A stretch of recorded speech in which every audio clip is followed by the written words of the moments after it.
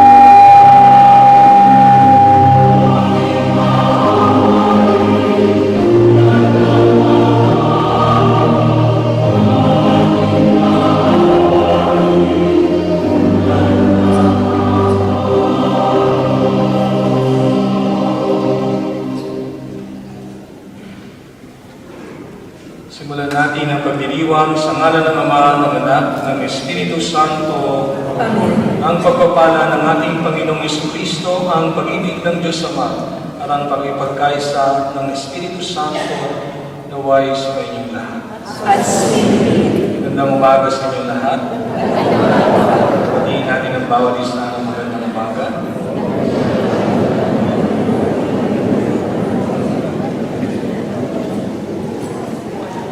Simula ng umagang ito ay tumulog tayo sa Panginoon. Magpasalamat tayo sa Panginoon, lalo't higit sa biyaya ng awa na ipinagkakaloob ng Diyos sa atin araw-araw. Araw-araw ang Diyos ay nagbibigay sa atin ng biyaya. Higit sa lahat ang biyaya ng buhay. Ngunit ang tanong ay, hinahanap ba natin ang Diyos? Ano ang ginagawa natin sa buhay natin upang matuntun natin ng Panginoon? o ang Diyos ang patuloy na naghahanap sa atin. Kaya dito, sa pamamagitan ng Ebanghelyong ito na ibahayag sa umagang ito, makikita natin o maririnig natin ang kwento ni Zaqueo. Sa kabila ng kanyang pagiging makasalanan, gumawa siya ng paraan upang matagpuan niya ang Diyos at makamit ang kaligtasan na hinahanap niya. Kaya sa umagang ito, mga kapatid, tayo ay tinipon bilang mga kahanin ng angkan ng Diyos. Kaya tumulog tayo sa maawaing Panginoon na nagpapatawad ng lubos. Inaamin ko sa makapangyarihang Diyos At sa sinigurang na lumha ang pagkasal sa isip sa salita at sa ating pagkukulang. Kaya ay sinasama ko sa mga napinagpalit sa lahat ng mga kinalaman at sa inyong mga kapatid na ako'y paglalaan sa Panginoon. Kaawaan tayo ng makapangyarihang Diyos, patawarin tayo sa ating mga kasalanan at patubayan tayo hanggang sumapit tayo sa buhay na walang hanggan.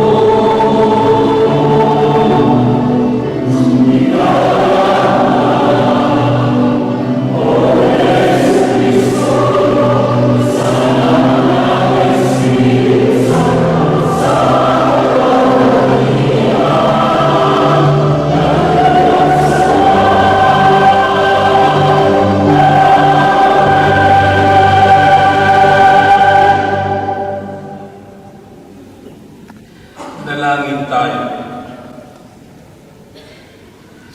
Ama naming makapangyarihan, ang paglingkuran ka ayon sa iyong kasiyahan ay kaloob na iyong ibinigay sa iyong mga hinirang. Gawin mong ang iyong mga pangako ay aming mapakinabangan ayon sa paraang iyong kinalulugdan sa pamamagitan ni Jesucristo, kasama ng Espiritu Santo magpasawalang hanggan. Amen.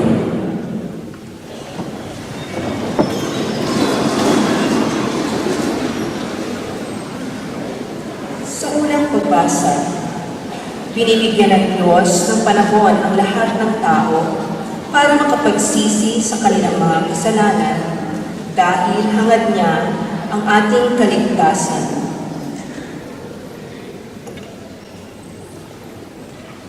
Pagbasa mula sa Aklat ng Karunungan.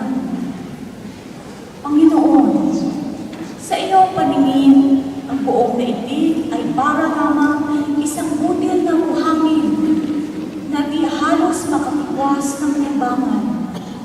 Para lamang isang patak ng hamog sa umaga sa pisngi ng lupa. Labis-labis ang kapangyarihan mo para gawin ang anuman. Ngunit mahabagin ka sa bawat kinapan. Pinagpapaumanhinan mo ang aming mga pagkukulang at binibigyan mo kami ng panahong makapagsisi. Mahal mo ang lahat ng bagay at wala kang hinahamak sa iyong mga nilalang. Kung hindi gayon, ay bakit mo pa sila nilikha? Walang anumang bagay na mananatili kung hindi mo kalooban. At walang makapagpapatuloy kung hindi mo nilalang. Ipinahintulot mong manatili ang bawat nilikha sapagkat bawat isa ay sa iyo. Ang lahat ng nabubuhay ay mahal mo, Panginoon. Ang diwa mo walang kamatayan ay nasa kanilang lahat. Kaya, unti-unti mong itinutuwid ang mga nagkakasala. Ipinaaala-ala at binababalaan mo sila sa kanilang mga ginawa upang iwanan na nila ang kanilang masamang pamumuhay. At sa iyo, sila manalig, Panginoon. Ang salita ng Diyos. Salamat sa Diyos.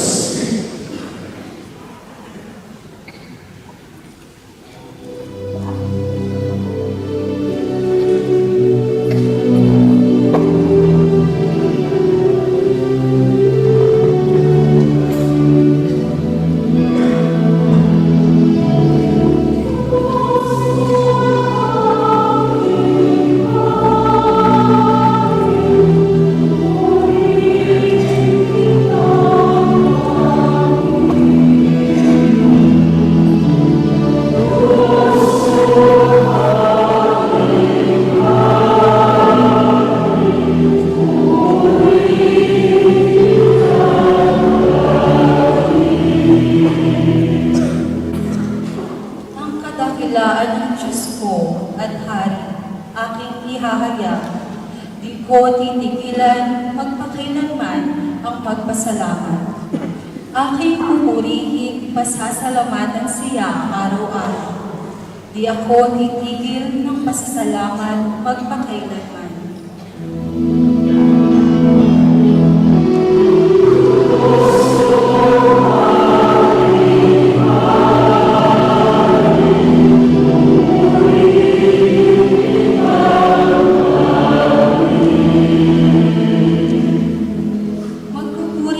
Sa iyo, O Poon, ang iyong nilalang.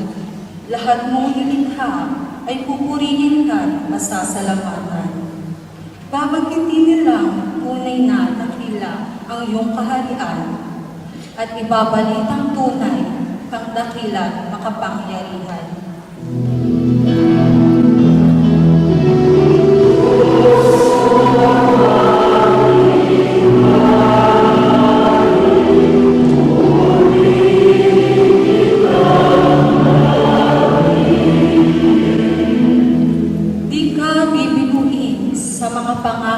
Pagkat ang Diyos ay tapat.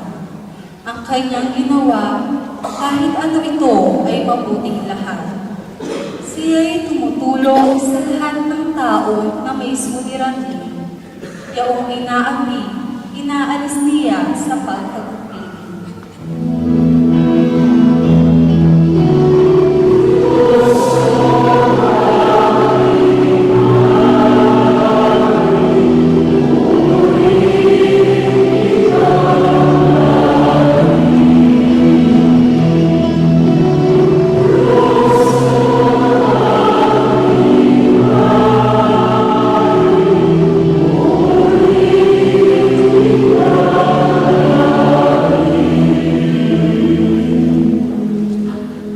Habang hinihintay natin ang malwalhating pagbabalik ni Kristo, Nawa, pagtuunan na natin ang pansin ang mga gawaing mabuti para sa ating kapwa.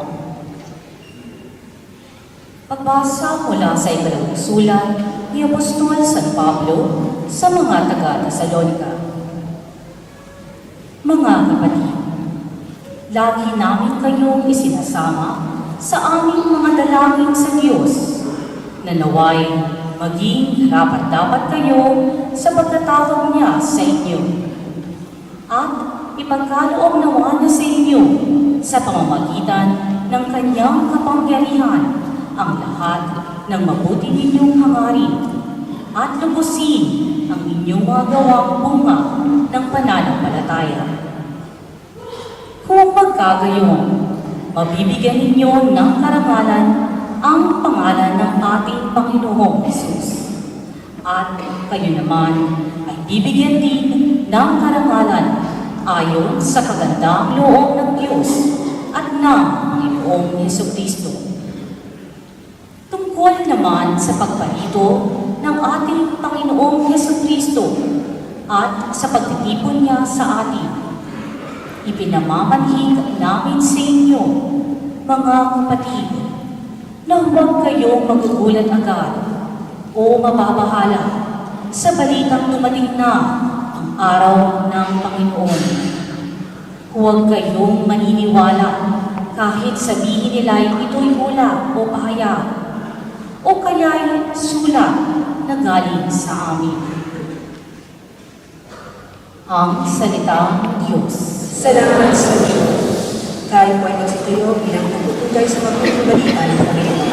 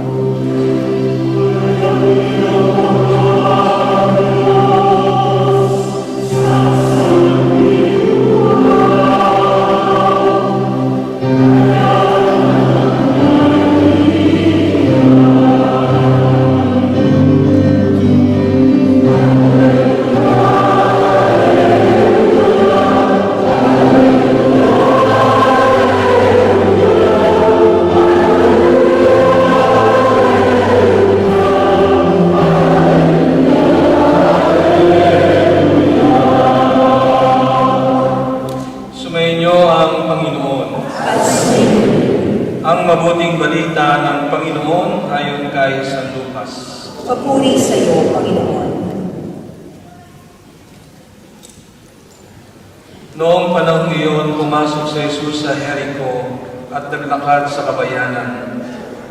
Doon may isang mayamang puno ng mga publikano na nagngangalang Sakeo. At pinagsikapan niyang makita si Jesus upang makilala kung sino ito. Ngunit siya'y napakabanda at dahil sa dami ng tao, hindi niya makita si Jesus. Kaya't patakbo siyang nagpauna at umakyat sa isang puno ng sikomoro upang makita si Jesus na magdaraan doon. Pagdating ni Jesus sa dakong iyon, siya'y tumingala at sinabi sa kanya, Sakeo, bumaba ka kaagad sapagkat kailangan kong tumuloy ngayon sa bahay. Nagmamadali siyang bumaba at tuwang-tuwang tinanggap si Jesus.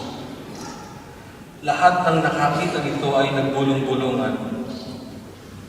Nakikituloy siya sa isang makasalanan. Wika nila. Tumayo si Sakeo at sinabi, Panginoon, ibibigay ko po sa mga dukha ang kalahati ng aking ari-arian. At kung ako'y may nadalang sinuman, 4 na ibayo, ang isa sa huli ko sa kanya. At sinabi sa kanya ni Jesus, ang kaligtas ay dumating ngayon sa sambahayan ito. Lipi rin ni Abraham ang taong ito. Sapagkat naparito ang anak ng tao upang hanapin at iligtas ang naligaw. Mga kapatid, ang mabuting balita ng ating kaligtasan. Pinupuri namin ang Panginoong Jesucristo.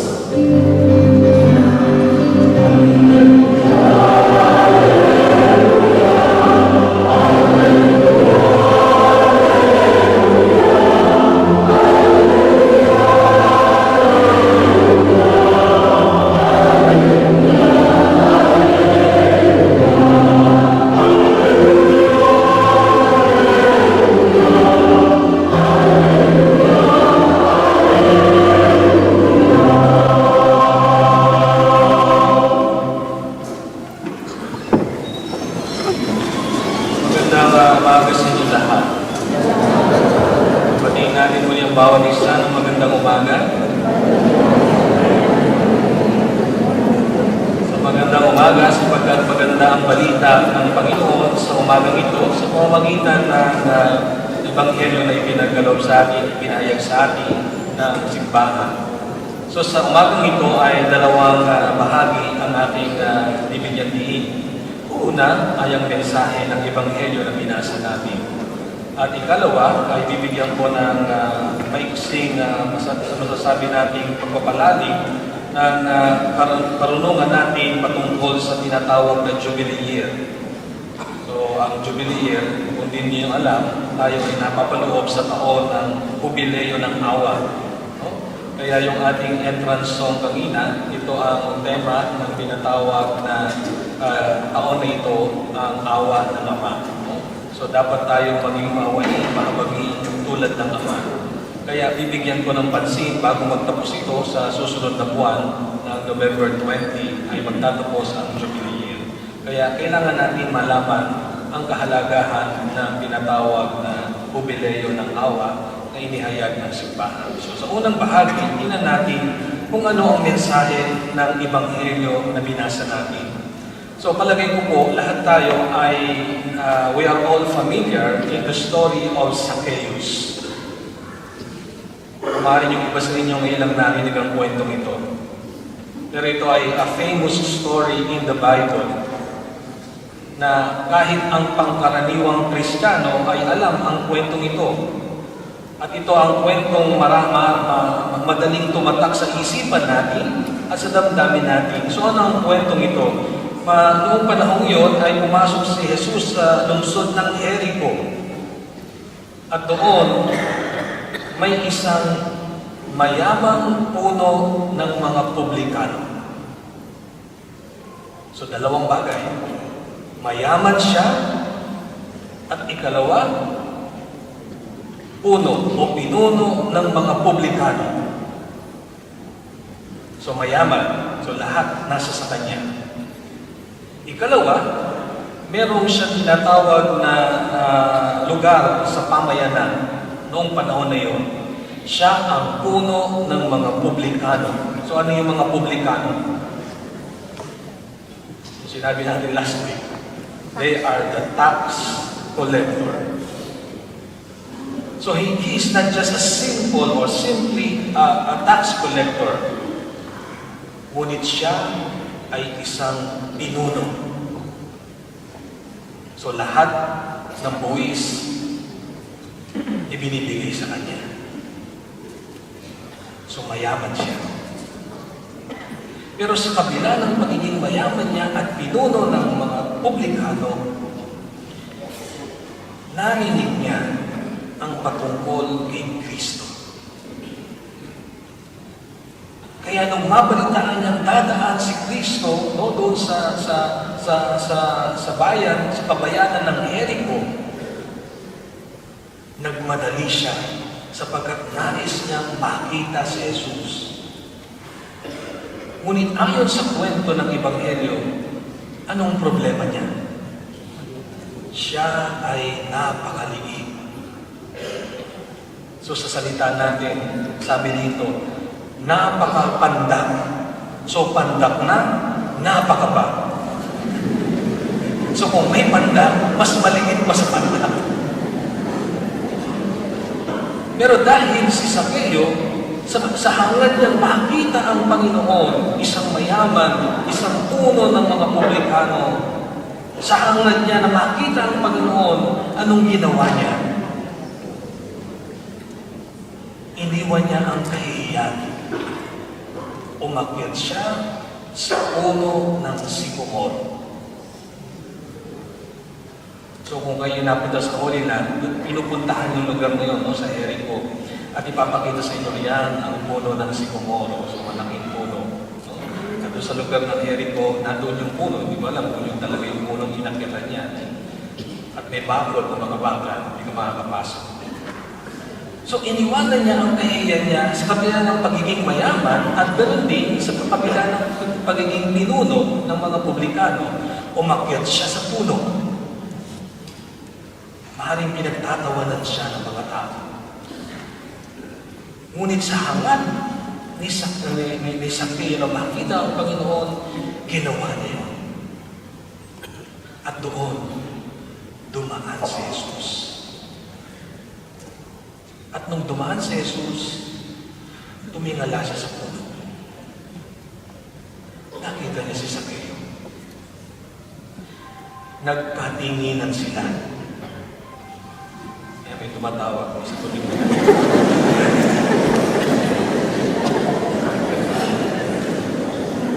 So nung dumaan si Jesus, nagkatinginan sila ni Sakeo at ng ating Panginoon. At nung tinignan ni Jesus, sabi niya, Sakeo, bumaba ka dyan.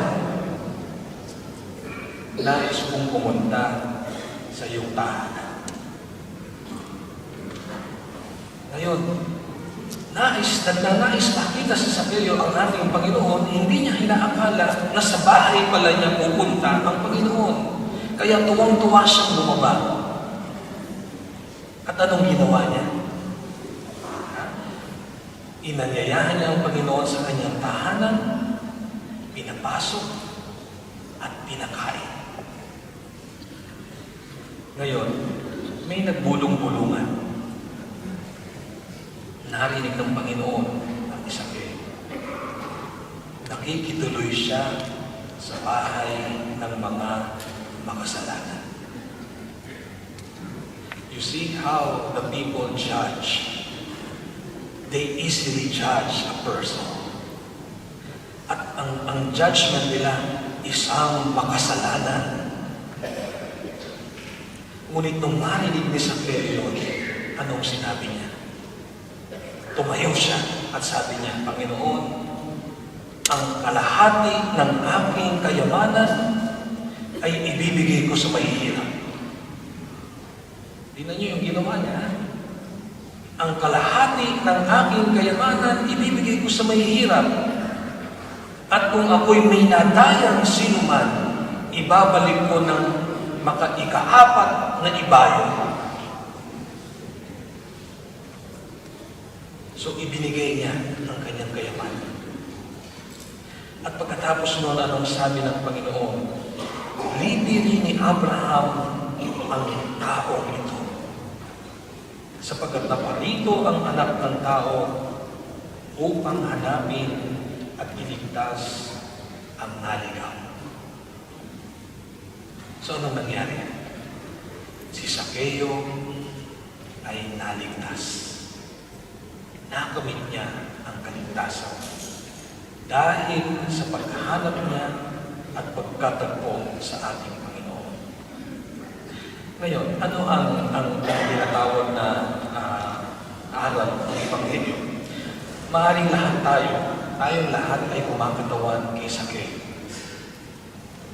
Pero kay Sakeo, mayroong kakaiba sa kanya na dapat nating tularan. Na tayong lahat bilang katulad ni Sakeo. At ang aral nito na ibinibigay sa atin sa pamamagitan nito ay sa pamamagitan ng isang tanong, how do we approach the Lord in our own life? Or do we seek God in our own life? At itong tinuturo ni Sakeo sa atin, ang hanapin ang Diyos. At kapag natagpuan natin ang Diyos, nadoon na ang kaligtasan natin. Sa paanong paraan? dito ipinakita ni Zaccheo ang tatlong paraan upang hanapin natin ang Diyos o gumawa tayo ng paraan upang hanapin ang Diyos. Una, kailangan nating umakyat sa puno ng sikomoro. Father, wala namang puno ng sikomoro dito. Di umakyat ka sa puno ng dates. Marami dyan sa labas. So literally, hindi yun ang ibig sabihin. Si Zaccheo, dahil maliit siya at nais niyang makita ang Panginoon, gumawa siya ng paraan upang makita ang Panginoon. Tayo, ibinibigay na ang Panginoon, ayaw pang tanggapin. Paano natin gagawa ng paraan? May mga paraan na dapat na tayong gawin upang matagpuan natin ang Panginoon at upang makita natin ang Panginoon. Hindi lamang sa pag-akyat sa puno ng sikomoro. Ngunit wala tayong ginagawa. Bakit? Sapagkat may kasabihan tayo mga Pilipino, no? Ano yung kasabihan na yun? Kung gusto, may paraan. Ngunit kung ayaw, maraming dahilan.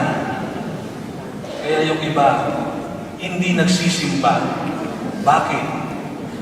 Sapagkat maraming dahilan. Pero pwede siyang magsimba dahil sapagkat maraming paraan ang dapat gawin upang matagpuan at makita ang Panginoon, ngunit hindi natin ginagawa. So sa makatuwid, may paraan tayo upang makita natin at matagpuan natin ang Panginoon. At ito ang ginawa ni Zaccheo. Gumawa rin tayo ng paraan upang makita natin ang Panginoon. Ikalawa, sa Ebanghelyo na binasa natin, nung makita ni Zaccheo ang Panginoon, anong ginawa niya? Pinapasok niya sa kanyang tahanan. Pwede niyang sabihin, Panginoon, huwag na sa bahay ko. Dadalhin na lang kita sa Jollibee. Dadalhin na lang kita sa Chowking. Dadalhin na lang kita sa mga 5-star restaurant. Pero bakit hindi niya ginawa yun? Pwede niyang gawin yan sapagkat may itinatago siya. Mayaman siya at puno ng mga publikano. Maaaring pagpunta sa bahay niya, makikita ni Kristo at ng kanyang mga alagad ang mga kayamanan niya. Ngunit anong ginawa ni Zaccheo? Pinatuloy niya si Kristo sa kanyang tahanan. Ngayon, ang tanong, kapag natagpuan natin ang Panginoon, patuloyin din natin. Buksan natin ang pintuan ng ating tahanan. Ano pong ibig sabihin nun? Kapag nakita natin ang Panginoon, buksan natin ang pintuan ng ating kalooban. Bakit? Marami sa atin nagsisimba, pero ang puso sarado. Marami sa atin nagdarasal araw-araw, pero ang kalooban sarado. Kaya ang tawag sa atin, Katoliko sarado. Dahil sarado, Katoliko nga siya, pero pagdating sa pagbabago, sarado. Kaya ang tawag sa kanya, Katoliko sarado. Ngunit si Zaccheo, binuksan niya ang kanyang tahanan. Buksan din natin ang ating kalooban, ang pinto ng puso natin at papasukin ang Panginoon. Dadagdan tayo ng biyaya ng Diyos. So, ang ikalawa, ang pagbubukas ng pinto ng puso natin. Ang ikatlo, ang pinakamahalaga, ang kalayaan natin, ang paglaya. So si Zaccheo, maaaring nakita natin, mayaman siya, at punong-puno ng kayamanan. Ngunit hindi niya natagpuan ang tunay na kaligayahan. Maaaring ang kayamanan ito ang humihila sa kanya upang siya ay hindi maging malaya. Kaya nung matagpuan niya ang Panginoon, binuksan niya ang kanyang tahanan, itinaboy niya ang lahat ng bagay na humihila sa kanya sa Panginoon. At ano yun? Ang kayamanan. Sinabi niya, maaari, hindi ito magbibigay sa akin ng tunay na kaligayahan, kundi ang Panginoon lamang. Kaya anong sabi niya? Kalahati ng aking ari-arian, ibibigay ko sa mahihirap. At kung ako'y may inadaya, ibabalik ko sa kanila. Ikaapat na imayo. So sa makatuwid, ang kaligtasan ay naganap sa oras na ito. Ang tunay na pagsisisi ay naganap sa pagbabalik loob sa Panginoon na ibinigay niya sa mahihirap. So sa makatuwid, sa Ebanghelyo, tinuruan tayo ni Sakeo na lumapit sa Panginoon. Hanapin natin siya, gumawa tayo ng paraan. Buksan ng puso ang pinto ng puso natin at tanggalin ang mga bagay na sagabal sa ating relasyon sa Diyos upang tayo ay maging malaya. Amen. So yun ang turo ni Sakeo sa atin sa umaga. Ikalawang bahagi ng Jubilee Year. So sa ikalawang bahagi tayo ng pagninilay natin. So ang salitang Jubilee, maaaring hindi nyo hindi kayo aware, no? Ito ay nagsimula noong December 8, 2015. At ito ay matatapos sa ika-20 ng Nobyembre, the 20th of November 2016. 2015, no? December 8, 2015 nagsimula at magtatapos sa November 20, 2016 on the feast or solemnity of Christ the King. So ito ang isang taon na ibinigay ng simbahan upang tayo ay magnilay saan? Sa awa ng Diyos. Kaya ang tema ng Jubilee Year ay ang maging mahabaging tulad ng Ama. Ito ay hango sa Ebanghelyo ni San Lucas, chapter 6. Maging maawain tayo gaya ng inyong amang maawain. Be merciful, just like your Heavenly Father. At ito ang tema. So, ano yung Jubilee Year? Ang salitang jubileo ay hango sa salitang Hebreo. At ang ibig sabihin nito ay sungay ng isang lalaking tupa na tinatawag na Yobel.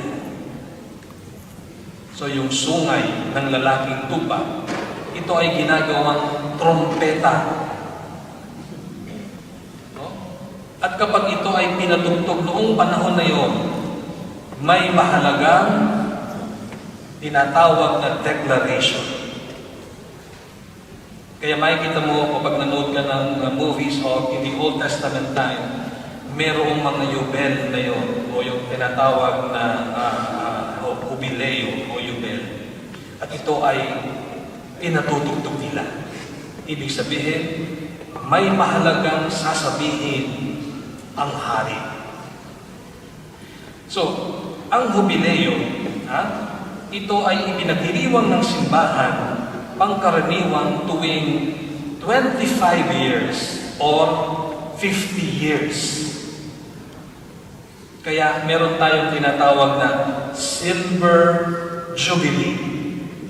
At kung 50 ay 50th o Golden Jubilee. So, kailan ang huling Jubilee Year ng simbahan naganap? Way back, kailan? Year 2000. So dapat bibilang siya ng 25 years. So kung 2,000, kailan dapat magsa-celebrate ng 25 years? 2025. Pero ngayon, bakit Jubilee year? Wala pang 25 years. Dahil sa Santo Papa, kay Pope Francis, nakita niya that there is a need in this present time to proclaim the Jubilee year. Kaya ang tawag sa taong ito ay Extraordinary Jubilee Year. Sapagkat hindi pa siya umabot ng 25 years or 50 years. Kaya nakita ni Pope Francis, kailangan natin to declare this year as a Jubilee year because we need to reflect more on the mercy of God. You see how the prophetic thinking of the church. Because the church reads the sign of the time. Nakita niya of what is happening in the world right now. And perhaps the church saw that we are losing the sense of compassion and mercy. Ito yung panahon na pinapatay, itinataboy ang mga Kristiyano. So nakita ng simbahan, we have to return back again into the sense of mercy and compassion. And so, the Pope declares the Jubilee year. At ito yung taon na ito. Ngayon, ang Jubilee year, ito ay nasa tradisyon na noong lumang tipan pa. Ito ay noong panahon ni Moises. Ang jubileo ay nagsimula noong panahon sa Biblia, nung itinakda ng panahon ni Moises ang isang espesyal na taon para sa mga Hudyo. Anong sabi ni Moises? Pabanalin ang ika-50 taon at ipahayag ang pagpapalaya sa buong lupain para sa lahat ng naririto. So, ipinagdiriwang ang taon sa pamamagitan ng mga bagay nito. So, nung lumang tipan, paano nila ipinagdiriwang ang Jubilee year? So, sa 4 na pamamaraan, lumang tipan. Una, ang pagsasauli ng mga lupain sa orihinal na may-ari nito. So, nung panahon ni Moises, may mga tao ng mangangamkam ng lupa. Ngunit pagdating ng Jubilee year, you had no choice, but you had to return it to the real owner of the land. Yun ang una. Ikalawa, ang pagpapatawad sa mga pagkakautang. Kaya nung panahon na yun, iniintay nila ang Jubilee year. Bakit? Sapagkat kapag may utang ka, bayad na. So sana doon tayo sa panahon na yun, no? Para utang ka na utang. O Jubilee year na, utang ka na. Pero pag sabit ng Jubilee year, ang lahat ng may utang, burado ang lahat ng utang mo. Ang ikatlo, ang pagpapalaya sa alipin. So, noong unang panahon, binibili ang alipin. Ngunit pagdating ng Jubilee year, anong gagawin? Palalayain mo na siya. At magiging malaya muli ang alipin. At ang ikaapat, hindi tinataniman ang lupa upang makapagpahinga. So, pinagpapahinga rin ang lupa. Kaya walang nagtatanim.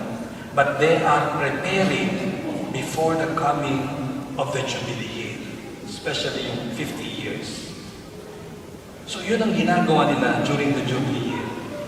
Noong lumang tipan, noong panahon ni Moises. Sa bagong tipan, ipinakita ni Jesus ang sarili bilang naghatid ng lumang jubileo at si Jesus ang naging kaganapan sapagkat dumating siya upang ipahayag ang kabutihang loob ng Diyos. So si Kristo ang kaganapan ng tinatawag na jubileo. Yun ang tinatawag ng Jubilee year. nung lumang tipan at nung bagong tipan. Ikalawang bahagi, ano ang paanyaya sa taong ito ng Jubilee Year? So, idineklara ang Jubilee Year. So, may paanyaya sa atin, no? Ang taong ito. Ano ang paanyaya sa taong ito? Una, ito ang taon ng pagpapatawad ng mga kasalanan. So, sa taong ito, anong dapat natin gawin? Meron pa tayong hanggang November 20. Ha? Anong gagawin natin? Ito ang taon ng pagpapatawad ng mga kasalanan. Kaya kung sino man ang nagkasala sa inyo sa taong ito, anong gagawin ninyo? Anong gagawin ninyo? Patawarin. Kung gusto ninyong maging makabuluhan ang tinatawag na taon na ito, patawarin ang mga nagkasala. Kahit ang biyanan mo, patawarin mo na. Sa taong ito, ang asawa mo, patawarin mo na. Ang kaibigan mo, ang mga taong gumawa sa iyo ng masama, patawarin mo na. Ang boss mo na hindi mo mapatawad, patawarin mo na. At ito ang tinatawag paanyaya sa ating sa taong ito. Ikalawa, ang taon ito ay ang pagkakasundo ng mga magkaaway. So, dapat gawin ninyo ito hanggang November 20 na lang. Ang pagkakasundo ng mga magkaaway.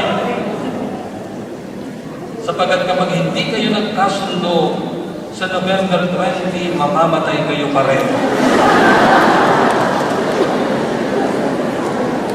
Tama na ang away. Maiksi ang buhay. Dapat tayong magpatawad. Nasisigmura niyo ba na napakarami mong kaaway? Nagiging malaya ka ba kapag may kaaway ka? Di ba hindi? Because they are the one controlling your life. Kapag nakita mo siya, sira ang araw mo. And the best solution for that is to forgive. Patawarin ang kaaway natin. Mahalin ang kaaway. Bigyan ng pagkain. Ngunit huwag mong lalagyan ng laso. Okay. Ito yung ikalawa na dapat natin gawin sa taong ito. Ito rin ang taon ng pagbabagong loob. Baguhin ang kalooban at huwag ang panlabas na anyo. Maganda ka nga, pangit naman ang kalooban mo, baliwala. Di bali ng pangit, maganda naman ang kalooban. Tanggalin natin ang inggit, ang galit, ang sama ng loob. Baguhin ang loob natin. Aming isipin lamang natin ang kabutihan ng kapwa natin. So hanggang November 20 na lang, ha? May araw pa kayo. At ang ikaapat, ang pinakamahalaga, ang pagtanggap sa sakramento ng bautismo. Alam niyo, daming Pilipino. Pag komunyon, napakaraming nagko-komunyon. Pero pagdating sa kumpisal, bilangin mo ang Pilipino, 3, 5, o 10. Kaya ang tawag sa atin, tayong mga Pilipino, mga santo na. Bakit? Walang nangungumpisal. So kapag hindi ka na nangungumpisal ng 10 years, 20 years, or 1 year, there is something wrong na na-perform in your own conscience. Kaya masama ang epekto na. kapag hindi nangungumpisa ng tao, it has a great effect in the formation of the conscience of the person. Kaya gawin natin ang pangungumpisa. Kahit once a month, huwag naman araw-araw. Kasi yung pare naiinis din kapag araw-araw. Yan na naman. Wala ka lang ibang gagawin kundi yan. Ginawa mo na lamang akong basurahan. Okay? So at least once a month, you go to confession. At ito ang pag-paanyaya sa atin sa taong ito. Ang pagpapatawad ng mga kasalanan, ang pagkakasundo sa mga kaaway, ang pagbabagong loob at ang pagtanggap ng sakramento ng kumpisan. Ngayon, ang ikatlo, isa sa pinakamahalagang tanda ng Jubilee Year ay ang tinatawag nating the door of mercy. So noong December 8, binuksan ng Santo Papa ang pinto ng awa sa Vatican in Rome. Meron dong isang maliit na pinto sa bandang side ng Basilica. Iyon ay sementado. Bakit? Pagkatapos ng Jubilee Year, sisimentohin uli yun. Ang pintong iyon ay binubuksan tuwing 25 years and 50 years. Titibagin ng Santo Papa upang buksan muli. Ngayon, kailangan pumasok sa pintong iyon sapagkat tatanggap ka ng biyaya. Ngunit ang simbahan, hindi natin kayang lahat pumunta sa Roma. Yung may kaya, nakakapunta, nakakapasok. Pero tayo, paano tayo pupunta doon? Unless kung totoo na kailangan mo sumakay ng walis, ay lilipad ka na. Hindi makakapunta tayo doon. So hindi tayo makakapunta. Anong ginawa? Pinahintulutan ng simbahan ng Santo Papa na bawat simbahan ay maglagay ng pinto ng awa, the door of mercy, the holy door. At ang simbahan natin ay isa sa pinahintulutan upang ang pintong ito ay maging banal na pintuan. Kaya binuksan ito noong December 8, 2015 ng obispo. At isasara muli sa November 20, pero nakasara na yun. So, yan yung pinto na yan. At ano yung pinto na yan? Ito ang pinto, ang tanda ng pintuan ng biyaya ng Diyos. Na ang lahat ng papasok sa pintong ito ay tatanggap ng biyaya sa Diyos. Pero, may requirements na dapat natin ganapin. Una, ang sakramento ng kumpisan. So, kailangan mag-kumpisan. Ikalawa, papasok sa pinto na yan.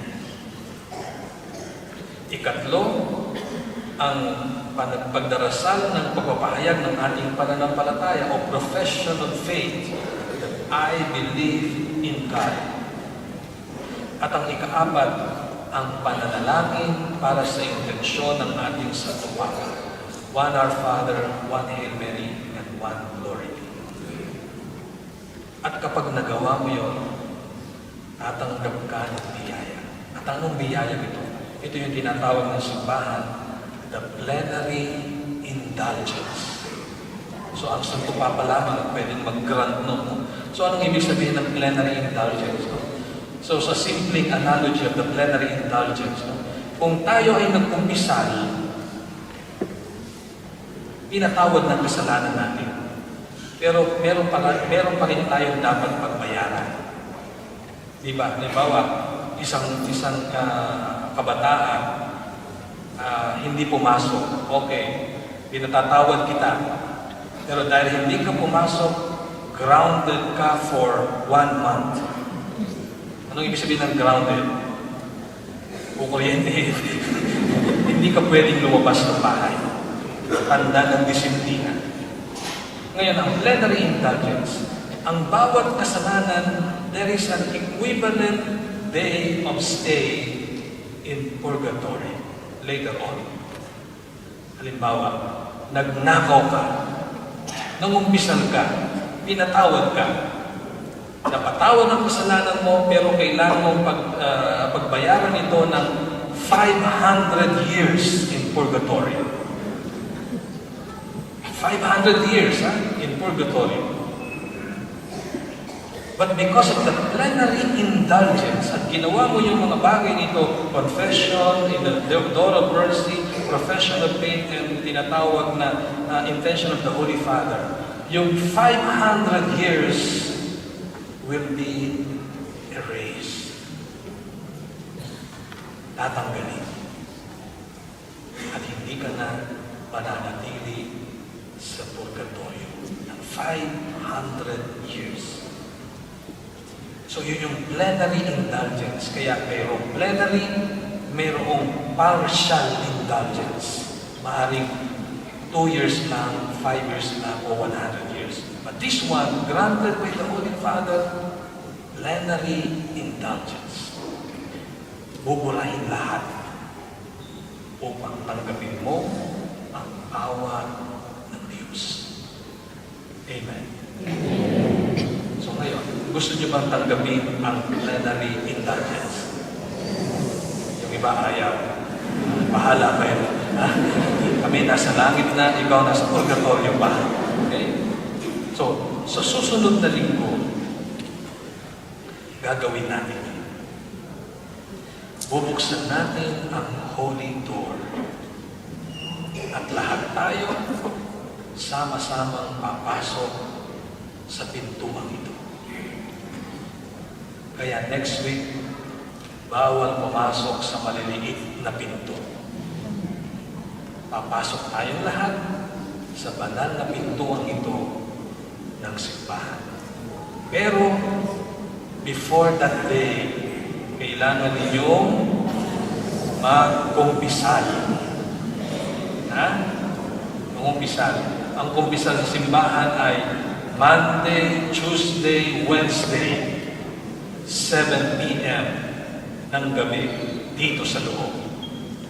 Kaya wala kayong kawalan. Okay?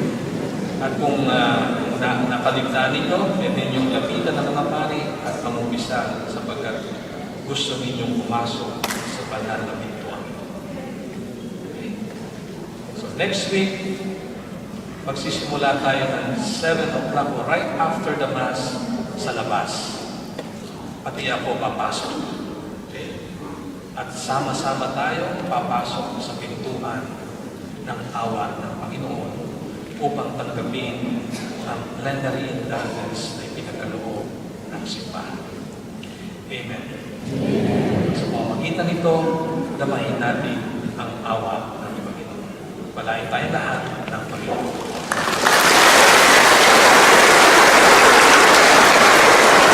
Ngayon ay ipahayag natin ang ating pananampalataya, sumasampalataya. Sa Diyos ang makapangyarihan sa lahat na may gawa ng lahat. Sumasampalataya ako kay Yesu Cristo, isang anak ng Diyos, Panginoon natin lahat, nagkatawang tao siya ng Espiritu Santo. Ipinanganak sa Maria Virgen, pinagpakasakit ng Poncio Pilato, ipinako sa krus na matay inilibing, nanako sa pinagkakona ng mga yumao, nang may tatlong araw na buhay na pagmuli, umakyat sa langit, nalulog sa kanan ng Diyos, ang mga makapangyarihan sa lahat. Doon magmumulang parilito at hukom sa nangabubuhay at nangamatay na tao. Sumasampalataya naman ako sa Diyos Espiritu Santo, sa banal na simbahan Catholica, sa kasamahan ng mga banal, sa kapatawaran ng mga kasalanan, sa pagkabuhay ng muli ng nangamatay na tao, at sa buhay ng pinagkakaan ng Kanya. Mga kapatid, pinapaalalahanan tayo ng Panginoon na kapiling natin ang Ama, hindi niya tayo magkakait ng walang hanggang awa at pagmamahal niya sa atin. Buong kababaang loob nating sabihin, Ama, tingin mo ang aming panalangin. Ama, tingin mo ang aming panalangin. Para sa Santo Papa, mga obispo at mga pari, maihatid nawa nila ang pagpapatawad at pagmamahal ng Diyos sa pamamagitan ng sakramento ng Eukaristiya at Kumpisal. Manalangin tayo. Ama, tingin mo ang aming panalangin. para sa mga namumuno sa pamahalaan, mapaigting nawa nila ang mga programa na nagsusulong ng pag-asa at kaginhawaan para sa mga biktima ng mga karakasan at mga mahihirap. Manalangin tayo. Ama, pinigin mo ang aming panalangin. Para sa mga nasa pigitan, magkaroon nawa sila ng taus-pusong pagsisisi at huwag nawa sila makalimot sa kanilang buhay panalangin upang sila'y tuluyang mapalaya at makapagsimula ng bagong buhay. Manalangin tayo. Ama, pinigin mo ang aming panalangin. Para sa mga nangangalaga sa batas, mga abogado, mga huwes at mga nangangasiwa sa mga bilangguan, ay manatiling tapat sa kanilang tungkulin at sikaping ibigay ang katarungan. Manalangin tayo. Ama, pinigin mo ang aming panalangin. Para sa lahat ng pamilya, nawa, maging responsable ang bawat miyembro sa kanilang tungkulin, nagabayan at akayin ang bawat isa, lalo na ang mga naliligaw ng landas at mga nawawalan ng pag-asa. Manalangin tayo. Ama, pinigin mo ang aming panalangin. Para sa lahat ng mga pumanaw, nawa, tanggapin nila ang makalangit na gantimpala dahil sa kanilang katapatan sa Panginoon. Manalangin tayo. Ama, pinigin mo ang aming panalangin. Dalangin natin ang mga pansarili natin kahilingan. Iniaalay namin sa iyo, Panginoon, ang lahat ng aming mga sakit at pag-asa. Nananalig kaming palagi mo kaming pinakikinggan. Patuloy nawa kaming manalangin sa iyo at matutong magmahal at pagsilbi sa aming kapwa sa ngalan ni Kristo ng aming Panginoon. Amen.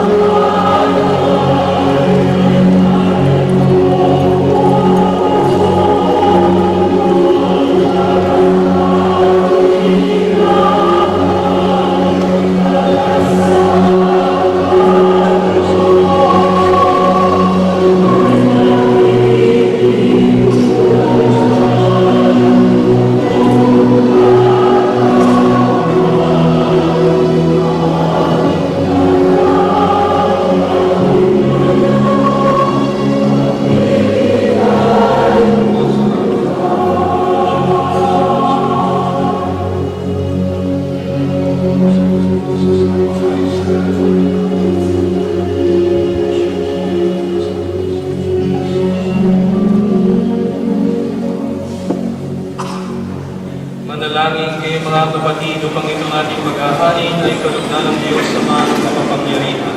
Tanggapin nawa ng Panginoon ito ang ihahalin sa iyong mga kamay, sa kabulihan niya at karangalan sa ating kapakinabangan at sa buong sambayanan niyang banal. Ama namin lumikha, ang paghahain namin ito ay maging dalisay nawa at maging banal na pakikinabang namin sa iyong awang dakila sa pamamagitan ni Yesu Kristo kasama ng Espiritu Santo magpasawalang hanggan.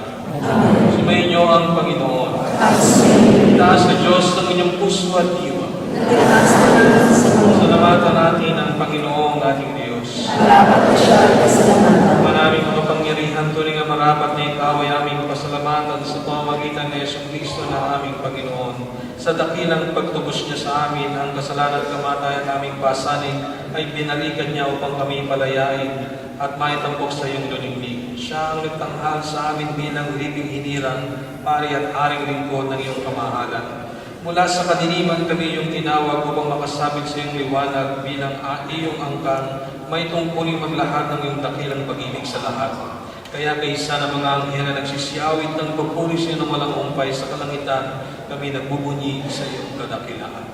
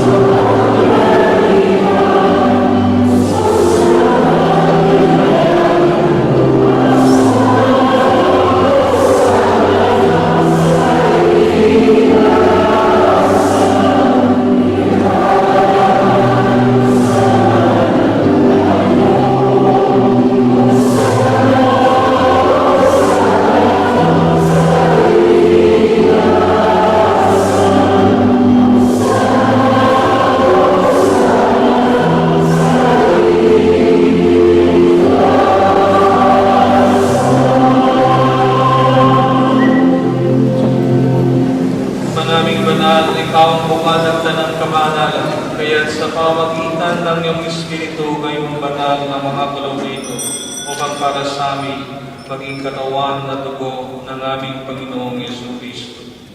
Bago niya pinagtiis ang pusang loob na maging handog, hinawakan niya ang tinapay, pinasalamatan kaniya, pinaghati-hati niya.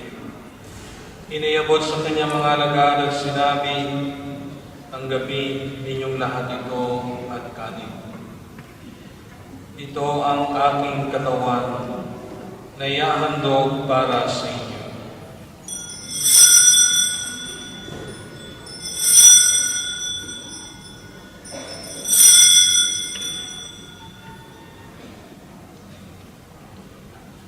Gayun din naman, noong matapos ang hapunan, hinawakan niya ang kalis, muli kanyang pinasalamatan.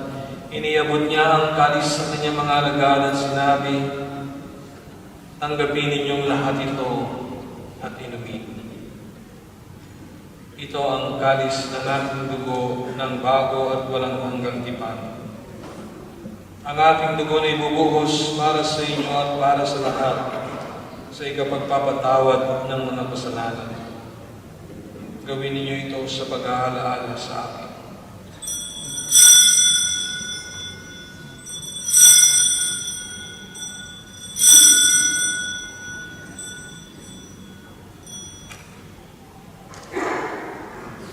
Ang misteryo ng ating pananampalataya.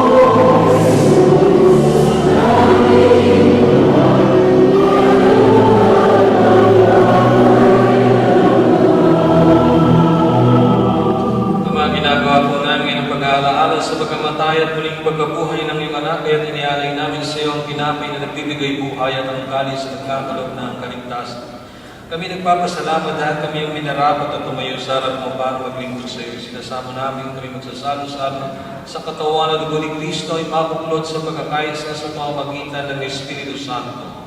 Amalingapi mong iyong simbahang laganap sa buong daigdig, puspusin mo po kami sa pag-ibig. Kay San ni Francisco na aming Papa, ni Camilo na aming Obispo at ng Kanang Kaparihan.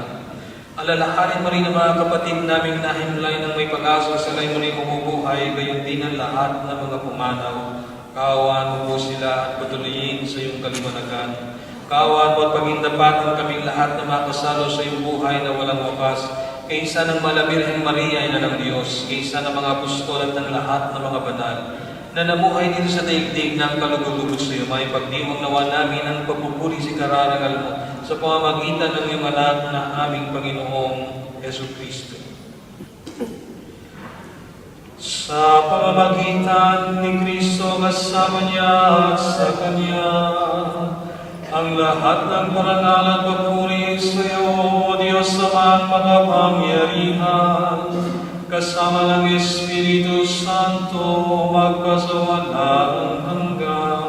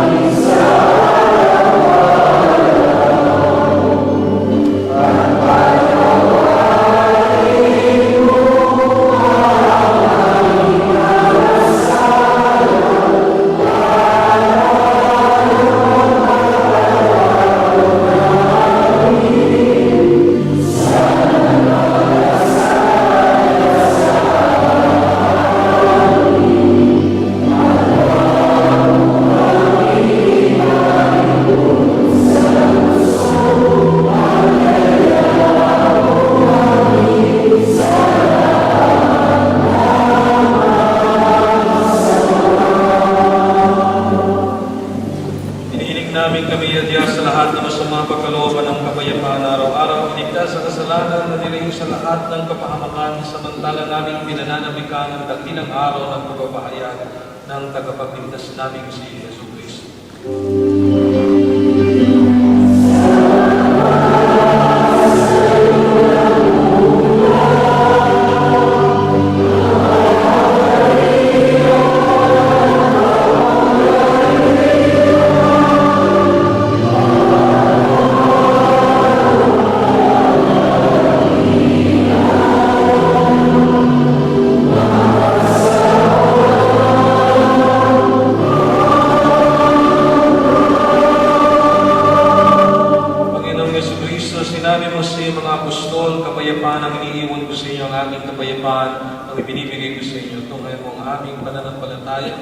At huwag ang aming mga pag-asa at pagkukulang, pagkalooban po kami ng kapayapaan at pagkakaisa ayon sa iyong kalooban, kasama ng Espiritu Santo, magpasawalang hanggan. Ang kapayapaan ng Panginoon ay laging sumainyo. Mabigayan tayo ng kapayapaan sa Jesus.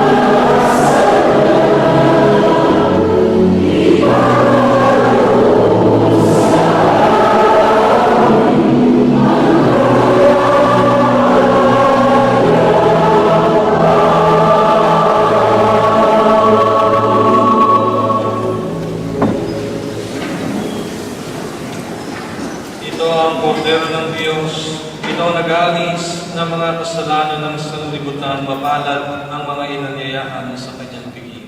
Panginoon, hindi ako karapat-dapat na magpatuloy sa iyo. Ngunit sa isang salita mo lamang, nagkagaling ko. Naway nga din tayo ng patawanan ng ni Kristo hanggang sumami tayo sa buhay na walang hanggan. Amen.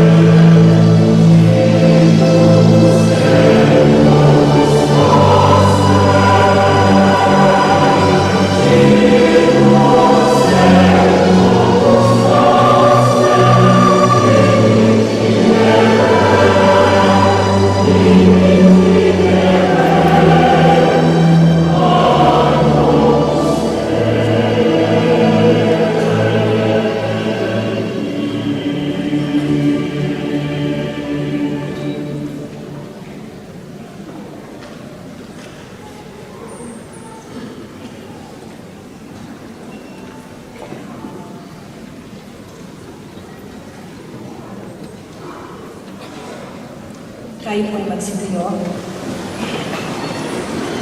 Manalangin tayo.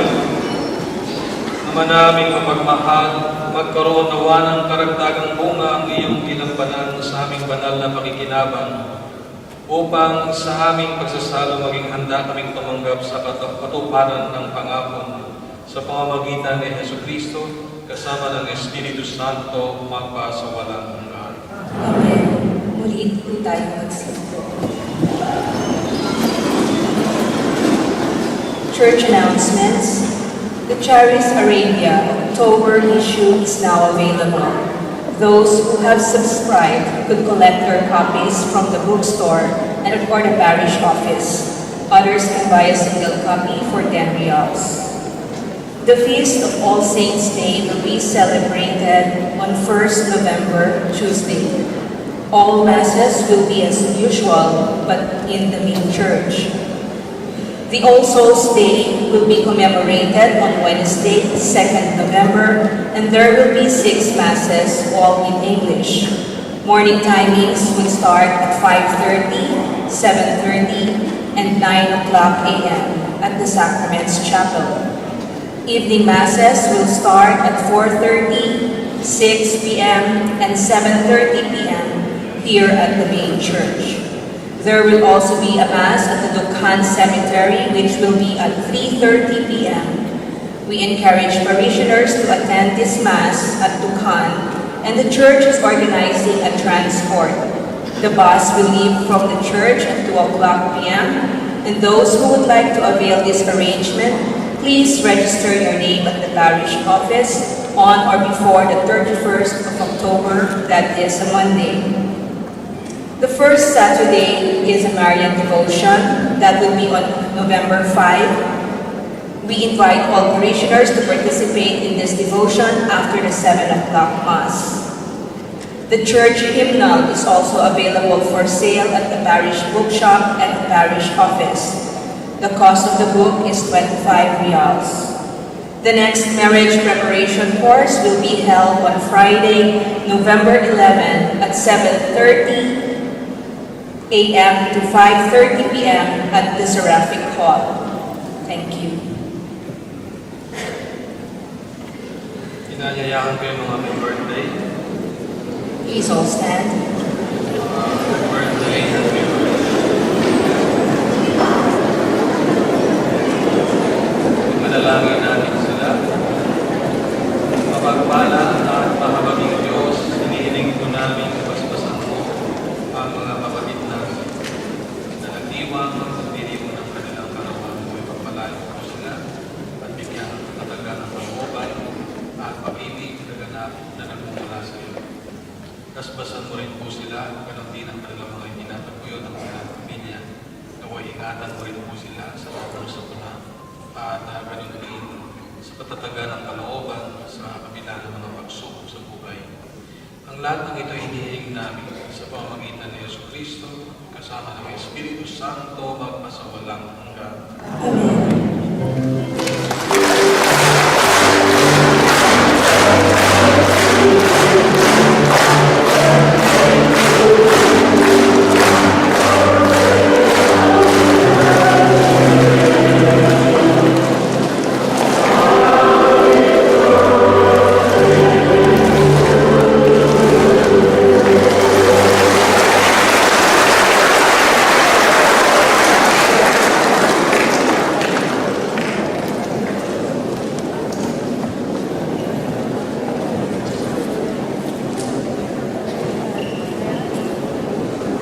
Susunod na Biyernes, katulad ng sinabi ko kanina, lahat tayo ay papasok sa Jubilee Hall.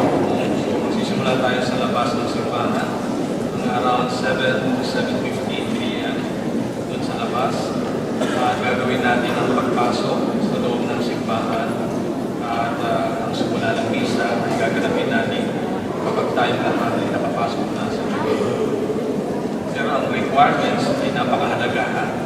Umpisan. So Monday, Tuesday, and Wednesday, there are confessions dito sa simbahan, 7 to 8 p.m.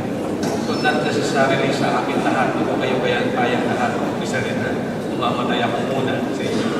So may mga ibang pari din, rin namin yung approach them to confession. Sumainyo ang Panginoon. At nawa ay pagpalain kayo lahat ng makapangyarihang Diyos Ama, Anak, at Espiritu Santo. Ang banal na misa ay ganap na umayon tayo sa pag-ibig at awa ng Diyos. Salamat sa